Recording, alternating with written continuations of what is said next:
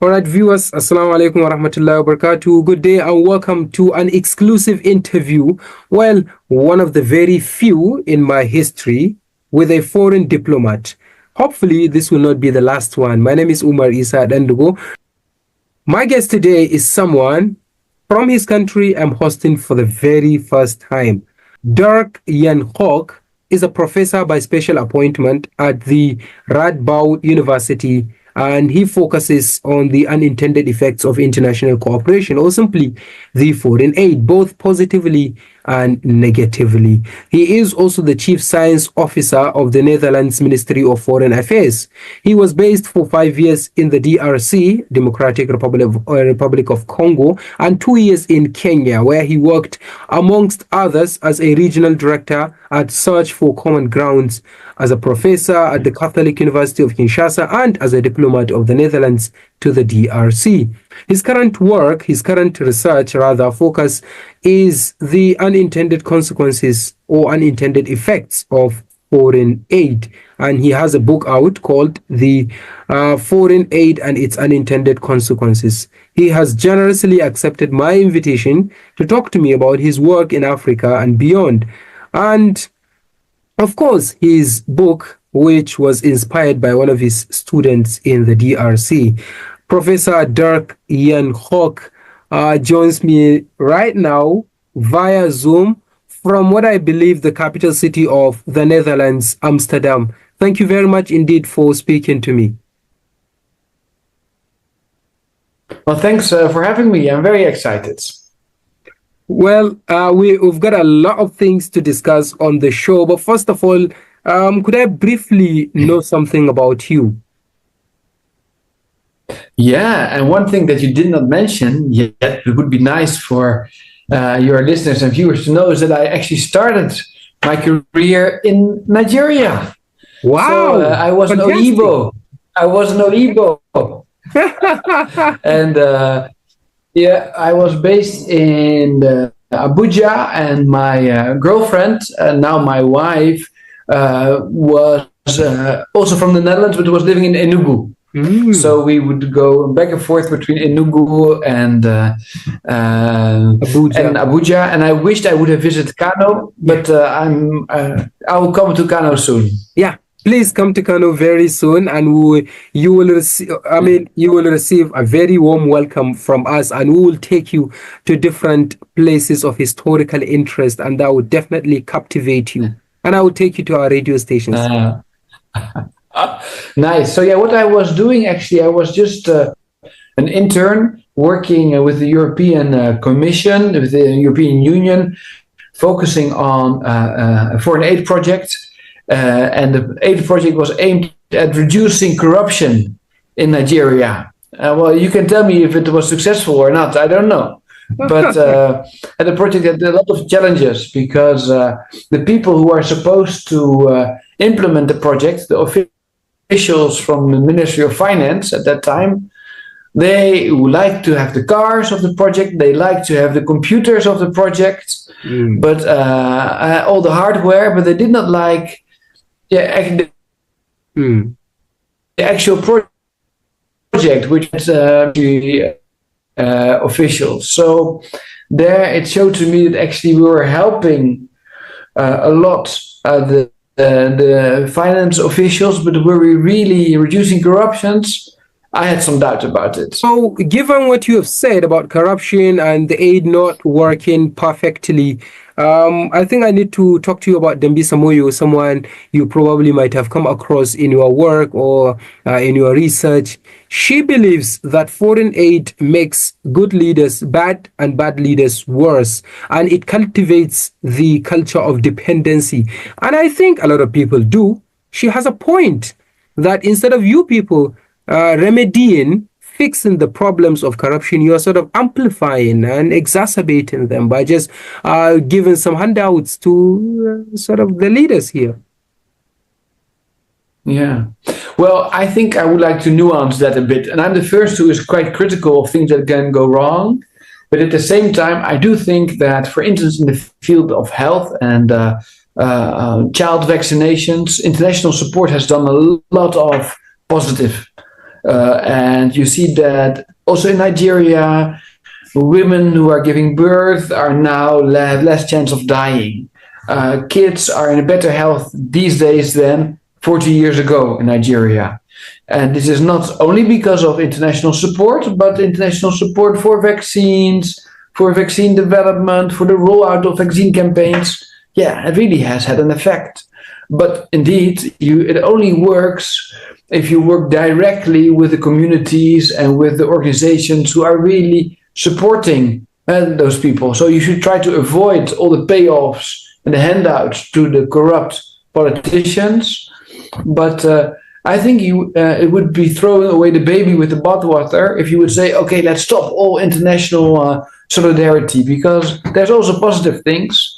So my book is about, can you achieve the positive results without the negative side effects? And that's what I hope to achieve. All right, great. Before we dive deeply into the crux of the conversation, especially with regards to your book, let's briefly talk about your country, the Netherlands. And should I ask this question? Are you still working for the Ministry of Foreign Affairs?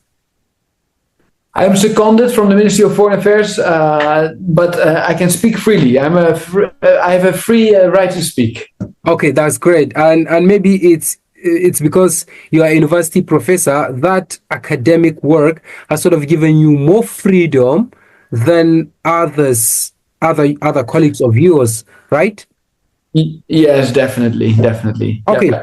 So the Netherlands, is the name the Netherlands or Holland? Which one? Because a lot of people get confused. Yeah, even me, I'm confused. So, yeah. How come? Yeah, and then we say the Dutch, sometimes the Dutch flag. So I think we should just rebrand our entire country, come up with something new. But I think the official title is the Netherlands. But people find it long, complicated, and so they end up saying Holland, So both is fine. So what's the adjective of the name of your country? The Dutch. So the Dutch soccer team, the Dutch flag, yeah. Okay, that's great. So, all right. You are a Dutch diplomat. Thank you very much. Yeah. And there is this issue, the rise of far-right politics, populism in Europe, from Italy, Giorgia Meloni, to your country, Geert Wilders, and to France, Marine Le Pen, and even local elections that took place a few days ago in Germany. Far-right parties have already gained a lot of momentum, and so on and so forth. Are you okay? Do you share political ideologies with those people? Because you're also there was a time when you ran for a parliamentarian seat or something like that, member of the parliament. Yes, I was not successful at all. So don't remind me of that time, please. I was.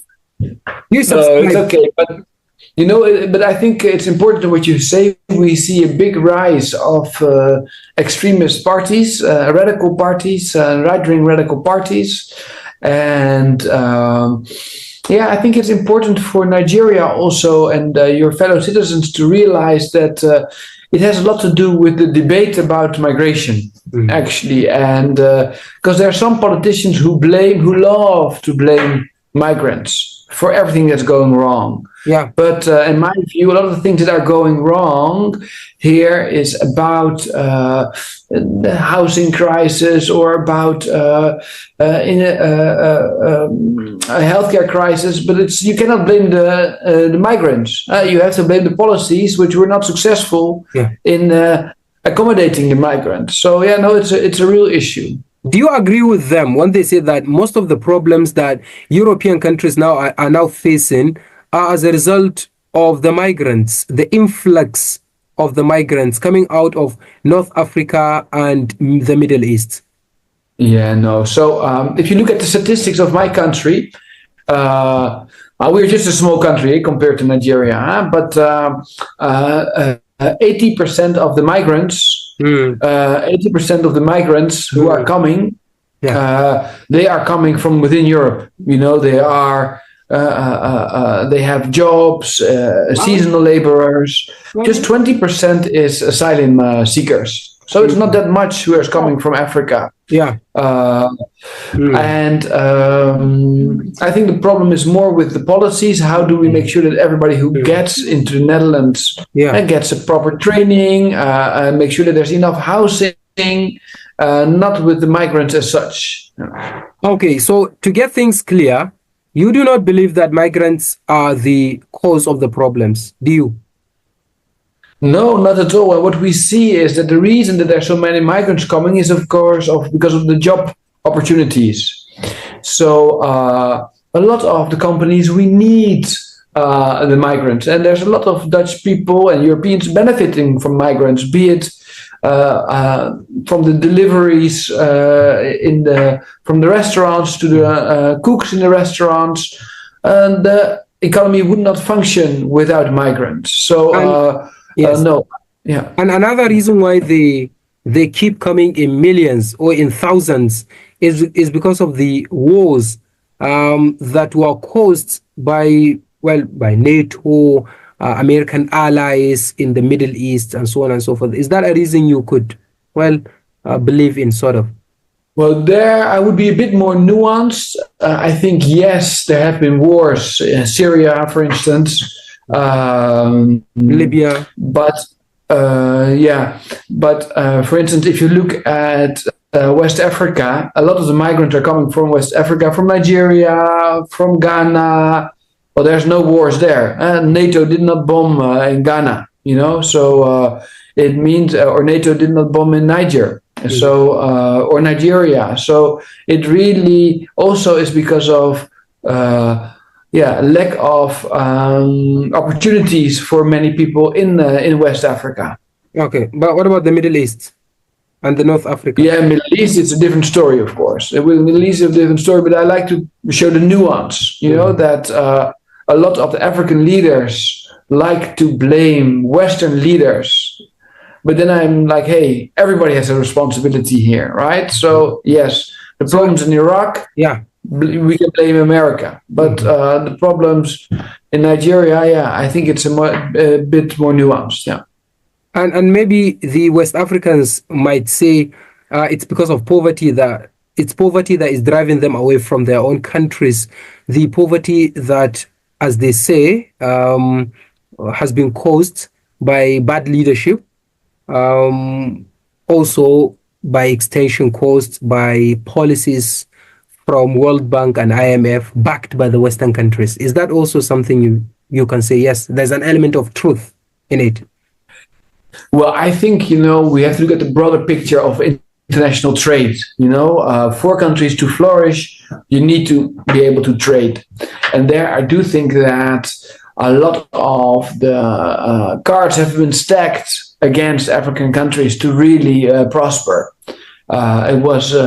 It's quite tough for countries to export to Europe, to the US, especially if you want to export more the advanced products. If you want to do more of the processing of your cocoa or your oil in your own country, there's a lot of rules and regulations preventing that from happening. So it's not easy, but at the same time, we do see that some African countries are succeeding, or some cities are succeeding. So it's not impossible, but it's not easy. Yeah. I hosted an academic here, right over there in our radio studio, and we debated the Western influence on African countries. And he said, look, name any country that has flourished, thrived economically after taking World Bank and IMF loans. Yeah. Well, it's a good point. But the question is, why did the country accept those loans? It's nobody. You can also say, hey, I'm going to tax all my rich people. I'm going to make sure there's no capital flight, and I'm going to build that road myself. And nobody said, hey, you have to take this loan, and then you had this problem of indebtedness. And then, of course, the Nigeria and Ghana went to the World Bank and said, can you help me with the debts I have? And then the conditions came. And then I think the conditions were often too strong. We didn't think about, there was not enough consideration for healthcare and education. But I think it's always important to, if things are not going in the right direction, it's too easy to only blame external factors. It's always two sides of a coin. And I think that's important, the nuance that I would like to bring. Yeah, definitely. All right, let's move on. There's another issue with your country. All right, earlier you said you do not share political ideologies with Geert Wilders.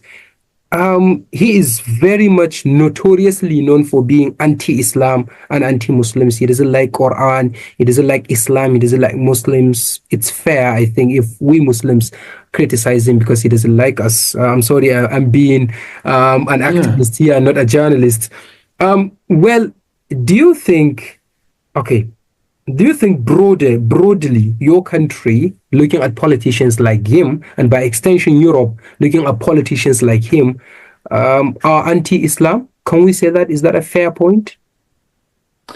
Yeah, so I think, I'm not a political commentator, but you only have to look at his texts, right? So, and the party, his political program is really aimed at reducing the number of mosques in the Netherlands. In the earlier phase of his career, he even wanted to ban the Quran.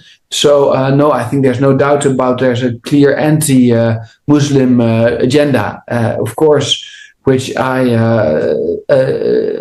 defend I defend our constitution. And our constitution is very clear that everybody has equal rights, regardless of your religion. So when I became a civil servant, I pledged allegiance to our constitution, which says that we should not discriminate. So that's why I feel free to speak out against that. Okay, now I'm a Muslim. I'm from Kano State, Nigeria. What if I want to come over to the Netherlands to study, to work, and live also with my family?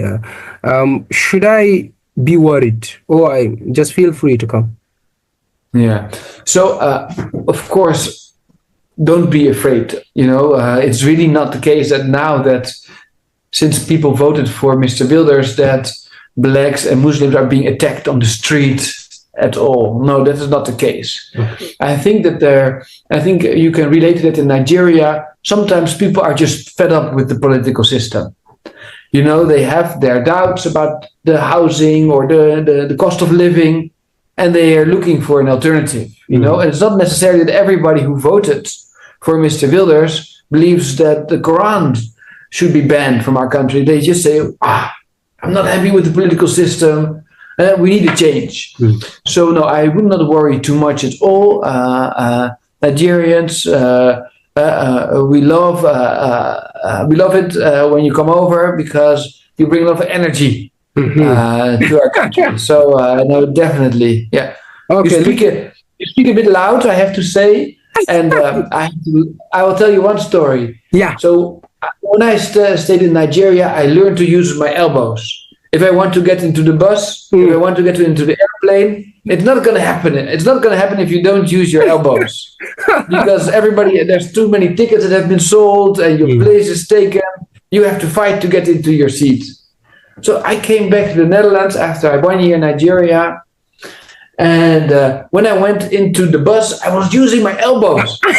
And they were like, what are you doing? Why are you so rude? I'm like, oh yeah, sorry. I just for 1 year I've been fighting my way to get into the bus and the train and even the plane. Yeah. So Nigerians are still more than welcome. Yeah. Nigerian experience. Did you enjoy your time in Nigeria? Oh, definitely. No, definitely. And I do think that Nigeria, I came back after 10 years and then again after 10 years, I see the change, So I am positive about the future of Nigeria. I see that it's moving in the right direction.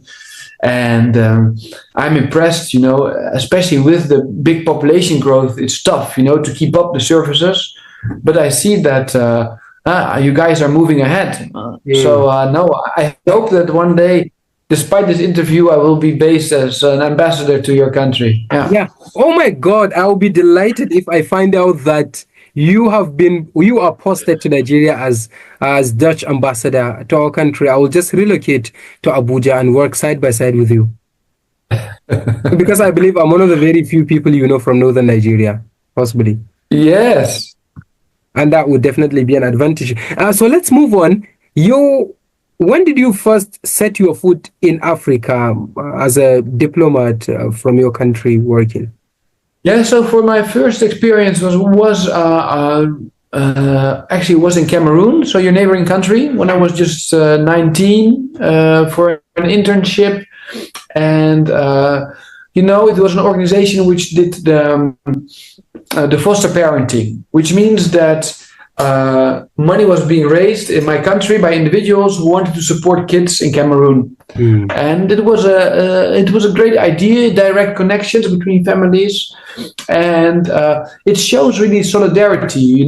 I think it's important to see the difference between foreign aid sometimes, which is coming from governments to governments, which has a lot of negative side effects sometimes, but there's also a lot of Christian or Muslim solidarity. People want to help out people who are facing hunger. It's human solidarity. And for me, it was great to see how that worked in practice. And for me, it motivated to really embark on this career based on international solidarity. All right, that's great. So when was that? Was it in 2010 or before that? No, it was even in 1999. 2001. So that was in 2001. Yeah. Oh, you said you were 19 years old at that time.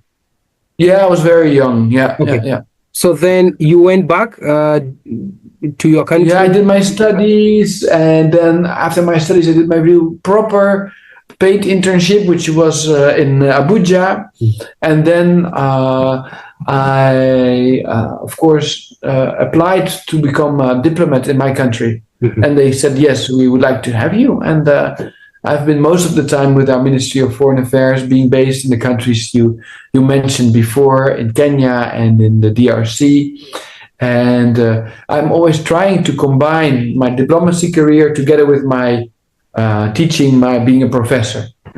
That's great. So why is it that DRC has been the center of foreign aid? Why do you think that?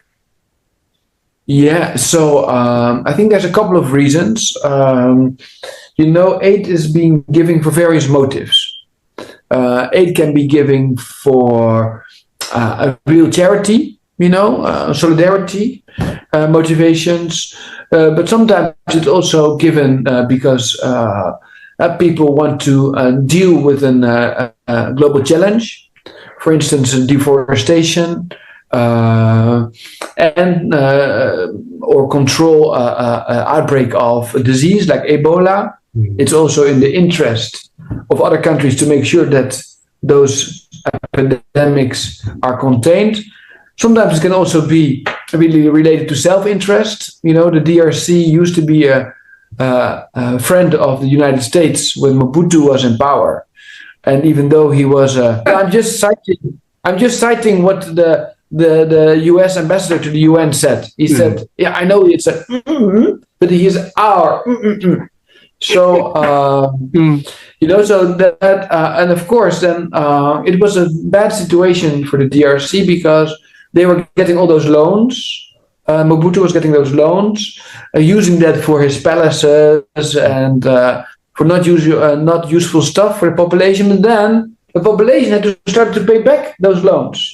So when you talk about World Bank and IMF, they really played a very questionable role in the DRC. But so there's various reasons why there's aid. Yeah. Well, you've talked about Mobutu, and you said that despite being him corrupt, the West still continued doing deals with him. This is, of course, manifested not only in Africa but in other parts of the world. There are so many leaders who are accused of carrying out different atrocities, being corrupt, and so on and so forth. But the West still does deals with them. Do you think that the West has become so hypocritical that it turns a blind eye to such people by doing deals with them, even though they are corrupt and bad and so on and so forth? Yeah, so what in my book I try to say that we should do international development really for the sake of international development. And that if you, and there's good examples of that. I was just explaining to you all the work in child health, going directly to the kids who need it, then I think it's good international support. But if it's just there because you want to stop migration or because you want to reward your allies, then aid often has negative effects, and then you shouldn't do it. So in that sense, I'm not against international aid, but I think you should do it for the right motivations. Otherwise, wrong things can happen. All right. So what I want to fish out from this conversation is that should the West be dealing with corrupt leaders while they know that they are corrupt, they have committed human rights atrocities and so on and so forth? Morally speaking, should they do that? Yeah. No. So in that case, I think it's much better to work directly with organizations in those countries that can be trusted. So if you know that a country, a Ministry of Finance, for instance, is very corrupt, you shouldn't give money to that Ministry of Finance. But you could give maybe funding to independent radio stations who can now put a check on the Ministry of Finance or to the Union of Journalists so that they can do their work independently.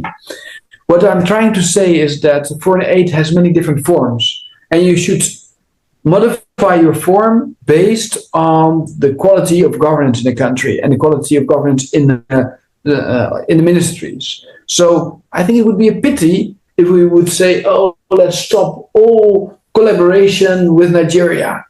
No, because in Nigeria there's really good people working in civil society as a journalist, or even within certain government departments. There's people who are agents of change. So I rather say, let's engage with those agents of change who can really bring a country forward, instead of saying, oh, there's a corrupt leader, we should not do anything in that country. We shouldn't give money to that corrupt leader, I agree. But let's not put an embargo on a country because some people at the top misbehave. Yeah, it's the same as this issue of sanctioning countries, putting sanctions, imposing sanctions on countries instead of hurting the leaders. You guys, the Western countries, end up hurting the people. For example, the people of Iran have been suffering simply because of the sanctions imposed upon the country by the West for, well, the allegations that it has been developing nuclear weapons. Russian people also, even though the Russian economy has been so resistant, brilliantly resistant, incredibly resistant to the Western sanctions, as they say, as IMF put out a figure that the GDP of the country has also increased despite the Western sanctions. But on the whole, citizens of the countries that have been sanctioned are the ones bearing the brunt of the sanctions, not the leaders that have offended the West. Yeah, definitely. And I think that's why they are moving now to smart sanctions, trying to see if there's particular people that we can target instead of really have blanket sanctions which hurt the entire population. So, I always focus a lot on unintended effects, and also the sanctions, I see that they can have unintended effects. So, I share your analysis that they should become much smarter. Yeah. Something needs to be done, that those sanctions should not be imposed since they end up hurting the people, right? Yeah, of course. Sometimes if you feel that a country is really acting in such a way that it hurts its own population and it's committing, it's really misbehaving against international law, I think countries can decide to stop trade with another country. Then you can decide it. It is, you're legally allowed to do it, but you should do it in such a way that it doesn't doesn't make the situation worse for those people that you say that you want to support. All right, Professor. Before we end, let's talk about your book, The Unintended Consequences or Unintended Effects of Foreign Aid. Why did you write this book, first of all? Well, I think it all started with a student in Africa, in the Democratic Republic of Congo, in Kinshasa. I was teaching on international development, and I asked, all this international support to your country, be it money or peacekeepers or debt relief? Do you think it has helped or hindered your country? And one student, she rose her hand and said, yes, Professor, I think it has worked. And I say, well, please explain me why. And she said, well, my cousin has been working for this international NGO, and he has been paying my high school fees with his salary, my university fees with his salary, and now I'm already offered a job at the bank, and I would have never gotten it without my education, and I wouldn't have gotten my education without the international salary paid to my cousin. So yes, international aid is working. And I was like, oh wow, that's interesting. It's not the results that we were thinking about, because we were thinking about vaccinations and about agricultural productivity increase. But you know, it has real life effects for those people working for those agencies and their extended families. Yeah. So, okay. So were you surprised, shocked even, when you discovered that the reason she gave was simply sort of personal, right? Yes, I was surprised, but it showed to me that we shouldn't only look at the official objectives of agencies, but we should also look at all the other things that are happening. And this is where we see it's going wrong. Often we measure, were the objectives that we wanted to achieve achieved, but not all the other positive and negative things happening around the intervention. So my book is actually a call to action to really look at that. For instance, in Nigeria, if you, for instance, have all international support going to one hospital, this hospital will be functioning great, and all the doctors will go and work in that hospital because the salaries are higher. But what's happening to the other hospital where no international funding is going? You know, are people treated worse there or not? So let's not only look at your intervention area or your target group, but let's also look at, hey, what does it mean for the others who are now deprived of those natural human resources? So I'm asking for a broader vision. Yeah, a lot of people have said quite interesting things about your book. Let me read this out to you by Bill Easterly, author of The White Man's Burden and the Tyranny of Experts. He says, and I quote, you will never be able to say that you, quote, just didn't know. Dirk-Jan is a pre-academic firebrand, knowing the international aid sector from the inside out. He knows exactly where it hurts.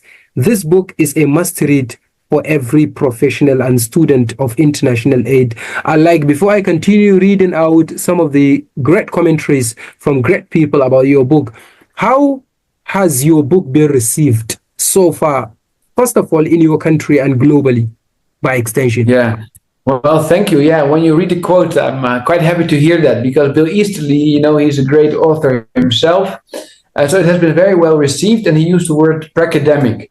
And pracademic means somebody who's an academic, but who's a practitioner at the same time. And so that's me, you know. Sometimes academics are very theoretical, but I try to also make it very practical. So it was well received. People say, yes, that's great. Let's pay more attention to it. Now the question is it really going to happen? You know, and what I noticed, especially people from the global south, they really appreciate my book because they feel that I'm quite honest, you know, and I'm opening a space where we can have those honest conversations. So briefly, what are some of the critical issues that you discuss in your book, both the positive unintended consequences and the negative unintended consequences, since you said that you sort of balanced the equation? I think what I feel is that a lot of the aid agencies, they think too much from their own perspective, and they don't look at how they are really perceived in the countries.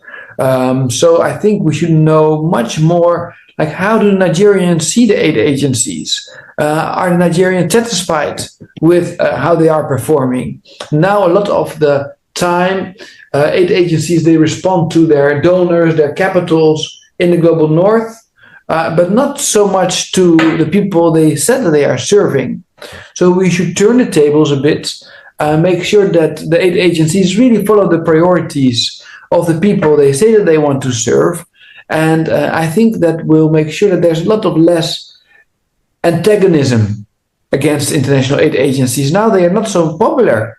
And you can wonder, why are they not popular? That's because I think people see big cars driving by, people with big salaries, but not necessarily people getting a better, local population getting a better deal. So, that's my suggestion to aid agencies, to really make sure that they take into consideration how they are perceived and turn that around. This one, Axel Dreher, I hope I've pronounced the name correctly, chair of the International and Development Politics, Heidelberg University, and editor review of international organizations. He says, and I quote, 5 stars, no taboos, no blind spots. This book investigates all potential claims about side effects of development assistance and tells us which one we should be more vigilant about. And he finally says, a great read. Lots of comments, lots of positive stuff. What kind of recommendations have you given at the end of the book, for example? Yes. So, and the good news for you, Umar, is that the book can be downloaded free of charge. Yeah? So maybe you can share the link with the viewers and the listeners.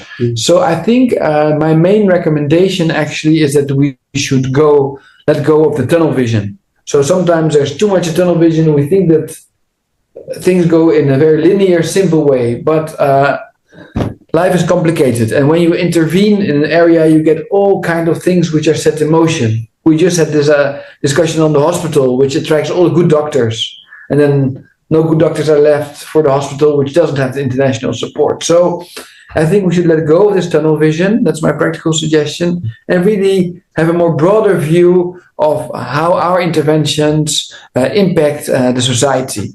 And then if you see that you have negative impacts, that you stop an intervention or that you turn it around. Yeah.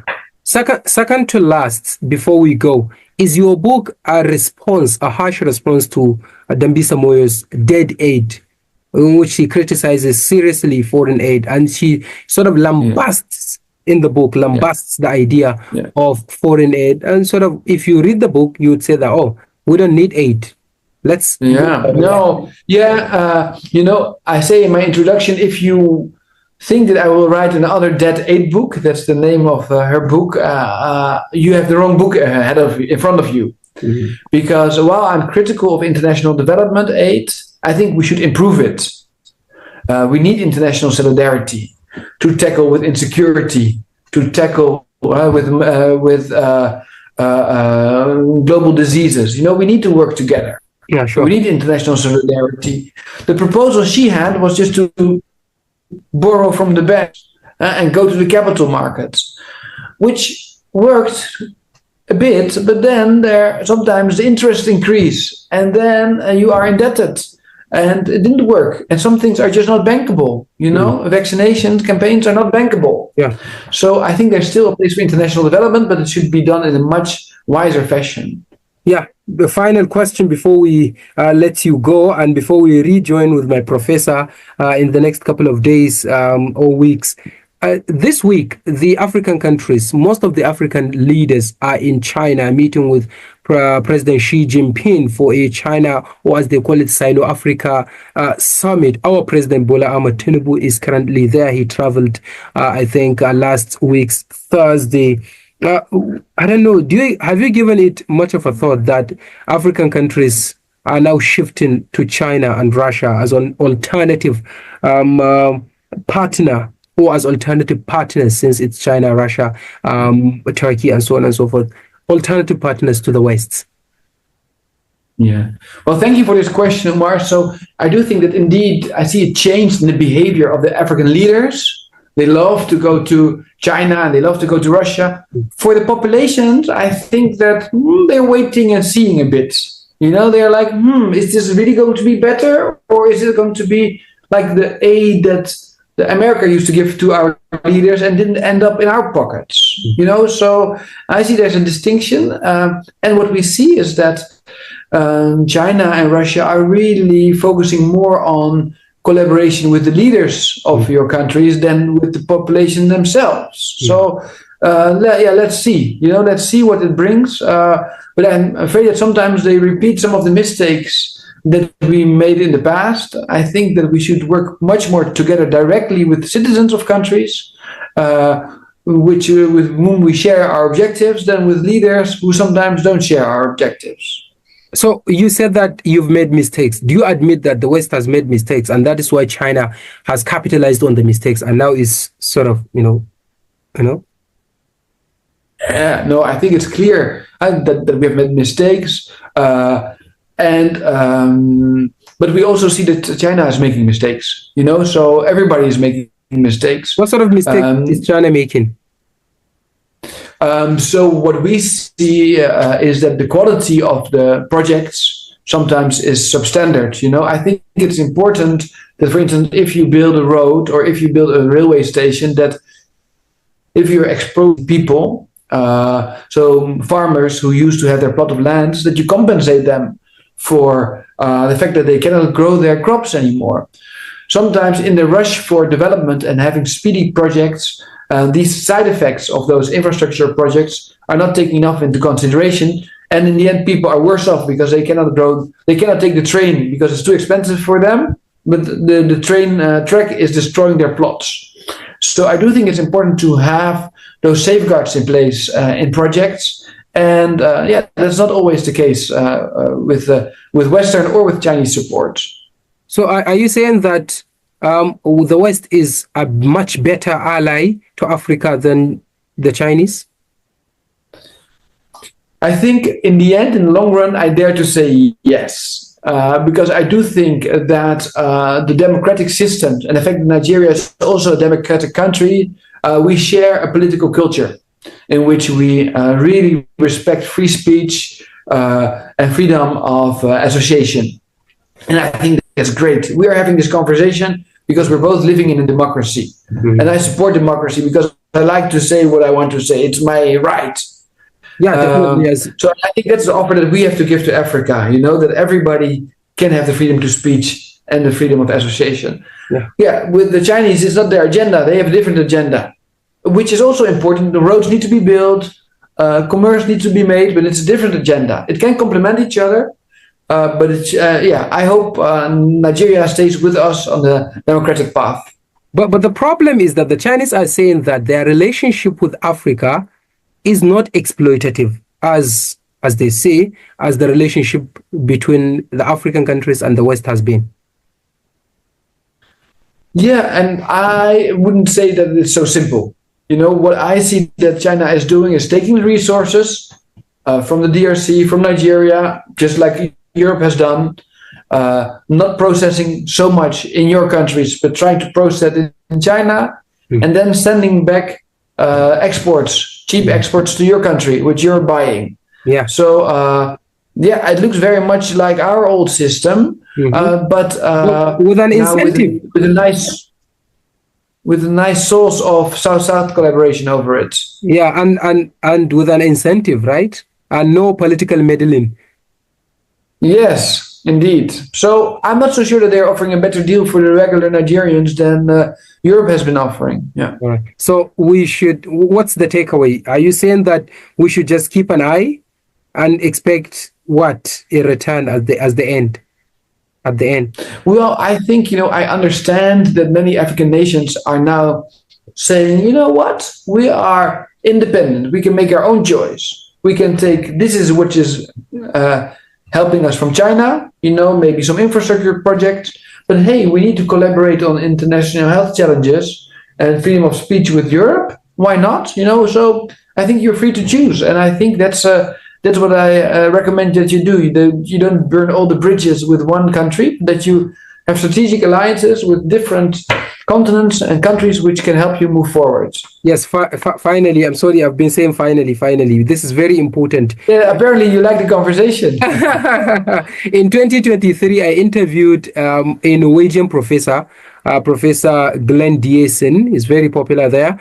And we talked about multilateralism, and he said there's no problem if African countries have relations with the West and the East and any other countries, because like simply putting all of your eggs in one basket is a risk that you African countries should not afford to take. I think there is wisdom behind his speech, right? Definitely. And I think it's important to make those choices in a wise manner, especially, for instance, if you look at the IT infrastructure. I think that a lot of the American and European companies are more expensive than the Chinese companies. So in the short term, you might say, hey, let's go for the Chinese option. But hey, we just talked about freedom of speech. How are you sure that your data are well protected, that your government cannot spy on you without you being aware of it at all? So yes, you should. Everybody should be able to. As the American NSA had been accused of during Edward Snowden saga. Yes, but they have been pushed back, right? So I think the European system is still better than the American system, but in terms of privacy, I think it's important to. Chinese stuff is cheap, and you can choose for it, but you should also not only take economic issues into consideration, also broader issues. Well, Professor Dirk-Jan Koch, it's been a real pleasure talking about all these incredible issues. Fascinating analysis from you. Thank you very much indeed for your analysis, for speaking to me. Well, thank you, and hope to see you back soon. What can you say briefly about this interview and the topics we've covered, the kind of questions and the style? It was great, Umar. I really liked the discussion. It was really great. I've been missing these types of discussions. You are a great interviewer.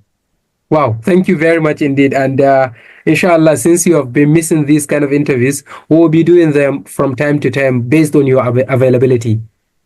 Thank you. Yeah.